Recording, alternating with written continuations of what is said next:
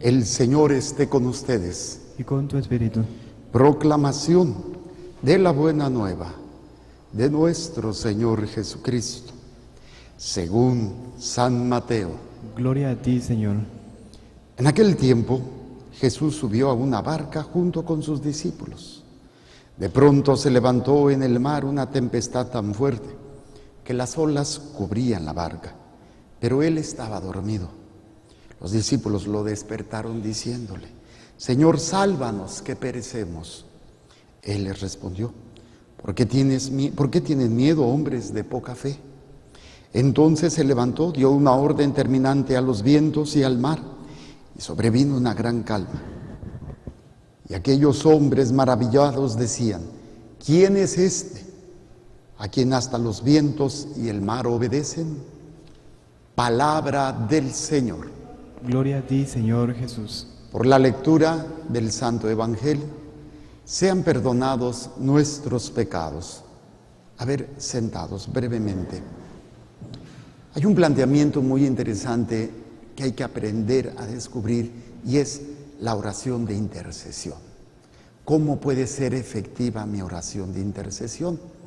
Y hay un elemento que puede ser determinante en muchos aspectos. Dios nos escucha a todos, pero hay algo que va precisamente a ser definitivo, y lo veo y lo comparto por las situaciones que humanamente a veces nos tocan vivir, de los hijos, de los papás, de los hermanos, de los amigos, de la pareja, que pues están mal y se han metido en una realidad equivocada, se han metido en una realidad que no es saludable, y que a veces queremos ayudarlos pero no se dejan, y parece ser que entre más los jalamos, más se hunden, y se vuelve una situación a veces hasta desesperante.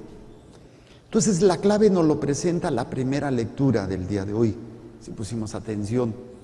Es mi querido Lot, que él libremente escogió dónde irse a vivir. Se metió a la boca del lobo, se metió a una realidad que no es. Incluso lo leíamos en días anteriores, la semana pasada, cuando Abraham tomó a su esposa Sara y a su sobrino Lot para salir y cumplir esa vocación a la que Dios le estaba llamando. Pero llegó un momento en que crecieron y les fue tan bien a los dos que los criados empezaron a tener problemas entre los criados de uno y del otro. Y Abraham le dice: mira, estamos muy grandes, vamos a separarnos para evitarnos problemas, y tú escoge a dónde te quieres ir, yo te doy a escoger. Tú te vas a la derecha, me voy a la izquierda. Tú te vas a la izquierda, yo me voy a la derecha. Y Lot escogió la zona de Sodoma y Gomorra. Y ya existía la fama de Sodoma y de Gomorra, de corrupción, de todas estas situaciones muy difíciles. Lot escogió. Y luego viene el otro elemento que va a ser fundamental para aquellos que quieren realmente interceder por sus seres queridos. Dice la palabra de Dios que Abraham se mantuvo fiel a Dios, a pesar de sus caídas o de sus errores, que ya lo hemos meditado cuando acepta la propuesta de su esposa de que su criada Agar tuviera un hijo, y para cumplir la promesa de Dios, y que no era el proyecto de Dios. Y bueno, pero a pesar de todo, Abraham trata de mantenerse fiel. Y entonces en esa fidelidad, en ese querer agradar a Dios, Dios le revela, óiganlo bien, Dios le revela a Abraham lo que va a suceder con Sodoma y Gomorra. O sea, le da esa sabiduría para descubrir que esa forma de vida destruye, daña completamente a las personas, que es precisamente la sabiduría que Dios puede darle a aquel papá, a aquella mamá, siempre y cuando seas fiel a Dios. Porque me ha tocado papás que manipulan, que engañan, que, destruyen completamente la vida de los hijos, y utilizan incluso las cosas de Dios para escudarse en situaciones que tarde o temprano salen a flote. Pero bueno, esto es independientemente de ello, porque vemos cómo Abraham, Dios cuando se manifiesta a través de estos tres personajes, Dios lo dice abiertamente: no le voy a revelar a Abraham mis planes O sea, claro que se los voy a revelar. ¿Por qué? Porque está en comunión conmigo. Y es cuando le dice, voy a destruir estas ciudades. Viene esa oración de Abraham, muy interesante. Señor, si hay 50 justos, ¿vas a destruir? Bueno, en honor a esos 50. 40, bueno, en honor a esos 30, bueno, en honor 20, 10, 5. Si hay 5 justos, no la destruyo. ¿Quién eran los únicos justos, o quien al menos estaban no tan perdidos? Lot, su esposa y sus 2 hijas, eran 4. Faltó uno para completar los 5, pero no salvó a la ciudad, pero salvó a esos que estaban en una realidad también de pecado. Y lo vemos cuando estos 3 personajes van y visitan a Lot. Y todo el pueblo de las ciudades de Sodoma y Gomorra quieren tener relaciones sexuales con ellos. Y él les dice, no, con ellos no, ahí les doy a mis hijas, con ellas. O sea, hay un cambio en Lot muy interesante.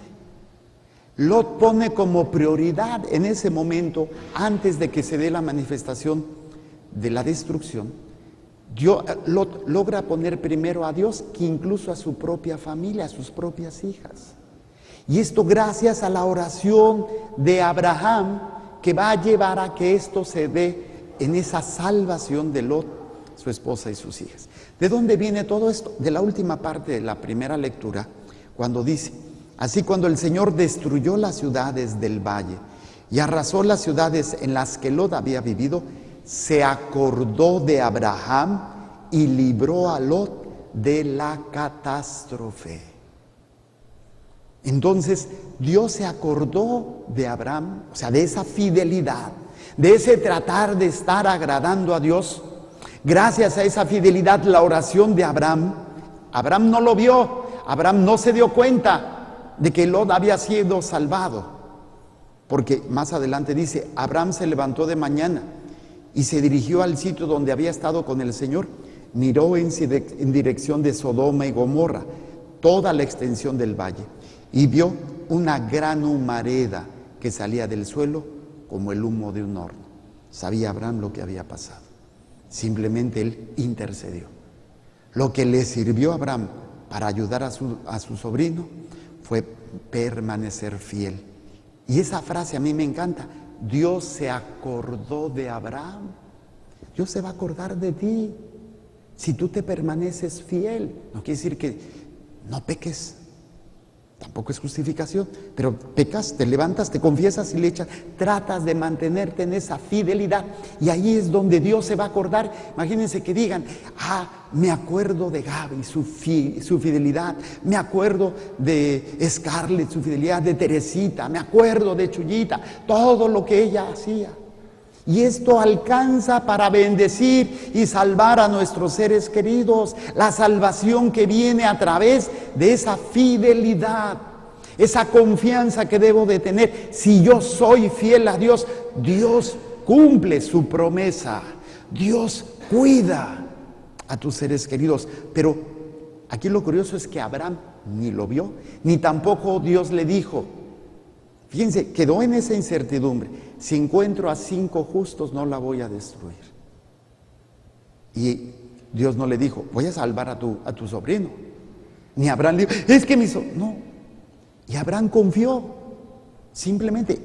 Y Dios se recordó, como si él tuviera que recordar. Dios no necesita, pero esto es un antropomorfismo. Antros, hombre, forma o morfa, de la forma que se le atribuyen a Dios aspectos humanos, que si tiene un brazo, que si se puso celoso, que si el ojo de Dios, que si los pies de Dios. Dios no tiene nada de eso, pero es una expresión para que nosotros entendamos. Entonces, Dios se acordó, pues Dios no necesita memoria, es el eterno presente para él. Pero Dios se acordó de Abraham, se acordó de su fidelidad, y de ahí pues se vino a dar una transformación completa en ese ámbito de la salvación de Lot. Entonces, ¿cuántos de nosotros tenemos o estamos viviendo esta situación a lo mejor de desesperación porque los seres queridos están pues en Sodoma, están en Gomorra, viviendo en unión libre, viviendo en una vida disoluta de pecado, viviendo en el chisme, en el egoísmo, en la mentira, en el alcoholismo, en la drogadicción, en la homosexualidad, en la envidia, todas estas realidades que no podemos nosotros meternos a sacarlos. Abraham no fue a Sodoma a decirle, salte de ahí, manito, porque lo van a destruir. O sea, no podemos meternos en eso. Dios sí puede rescatar a nuestros seres queridos, puede y lo hace. Mantente tú, preocúpate por mantenerte fiel a Dios y Dios hará lo demás, que es lo que hemos aprendido cuando se dice, ¿no? Busca primero el reino de Dios y su justicia y todo lo demás se te dará por añadidura. Entonces es un elemento que da confianza, que da seguridad en donde no hay seguridad y donde no hay confianza. Nuestra seguridad y confianza siempre se da en función de tener, de sentir, de palpar, de ver. Ahí sí, entonces ya tengo confianza. La verdadera confianza es, no veo, no entiendo, no comprendo, no siento, pero confío. De hecho, ahí viene la definición en Hebreos 11:1. La fe es la garantía de lo que no se ve, la certeza de aquello que no se ve. Esa es la fe, aprender a confiar en esa obediencia. Obedezco a Dios y Dios se acuerda de mi obediencia. Agrado a Dios y Dios se acuerda de esos actos que estoy tratando de hacer por agradarlo a Él. Y entonces se vuelve bendición y salvación. Esta es una esperanza maravillosa para esos seres queridos que están sufriendo. Bueno, para ustedes que están sufriendo por esos seres queridos que están viviendo Sodoma y Gomorra. Y están así más perdidos que el hijo de la llorona. Y el otro elemento también de confianza, y que a veces se aplica a nosotros, es precisamente el Evangelio. El Evangelio nos presenta una realidad. Jesús va con los discípulos, pero aparentemente está dormido. O no aparentemente, está dormido. ¿Qué significa que esté dormido? Que no se está dando cuenta de lo que está pasando. Pareciera que Dios no se da cuenta de lo que estás viviendo. Pareciera que Dios, por más tú que no te despierta, que no te estás dando cuenta de lo que nos puede pasar. Y viene el reclamo de Jesús. ¿Por qué tienen miedo, hombres de poca fe? Entonces, ¿cuántas veces, precisamente, aunque comulgamos, aunque vamos a misa, aunque nos confesamos, aunque oímos la palabra de Dios, sentimos que Dios no oye, que Dios no ve, que Dios está dormido, que Dios está ciego, que Dios está sordo, que Dios está manco, o que Dios no le interesa? Pues ese fue el reclamo de los apóstoles, porque le están reclamando. Le dice, Señor, sálvanos que perecemos. En otro pasaje o en otro evangelio, que en este mismo pasaje dice, ¿que no te importa que perezcamos?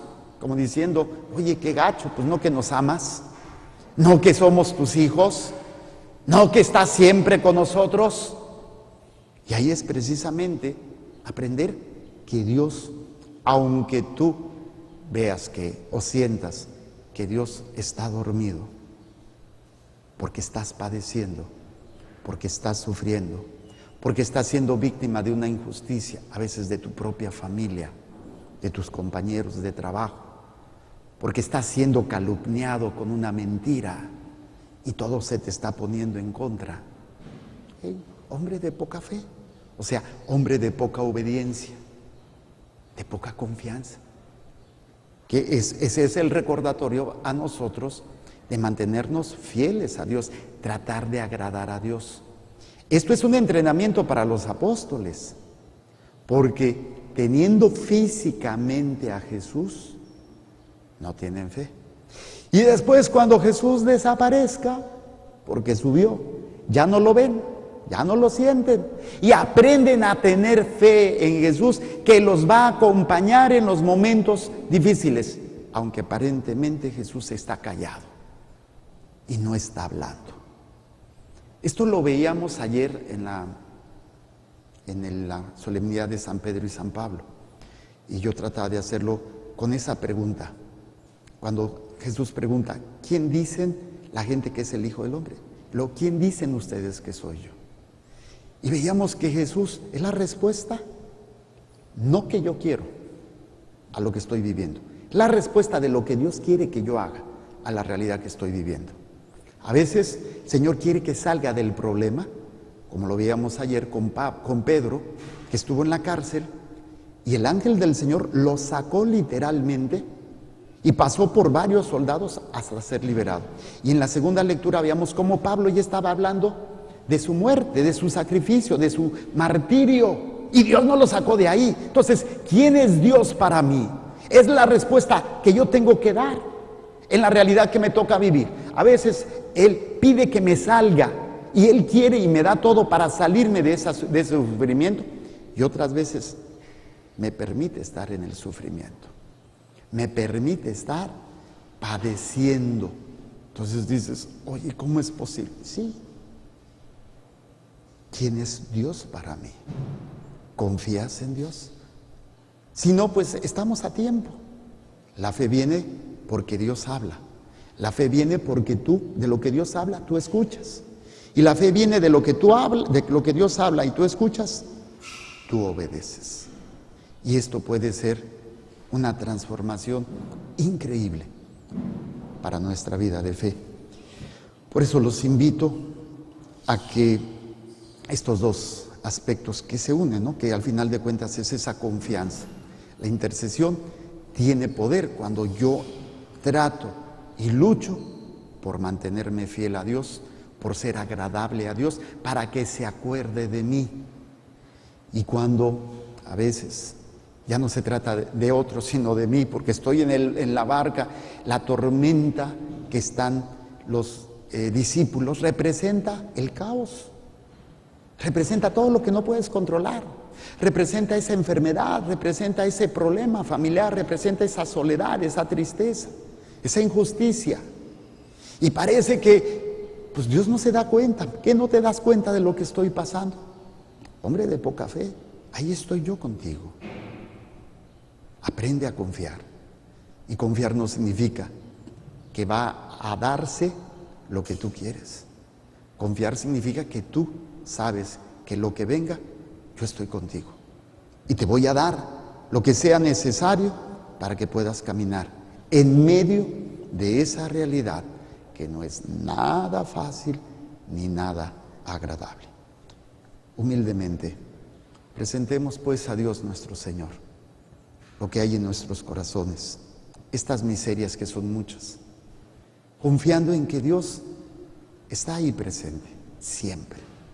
No importa qué tan ciego, quién tan sordo, quién tan dormido aparezca Dios, aprender a confiar, aunque sea doloroso y aunque parezca que estás completamente solo.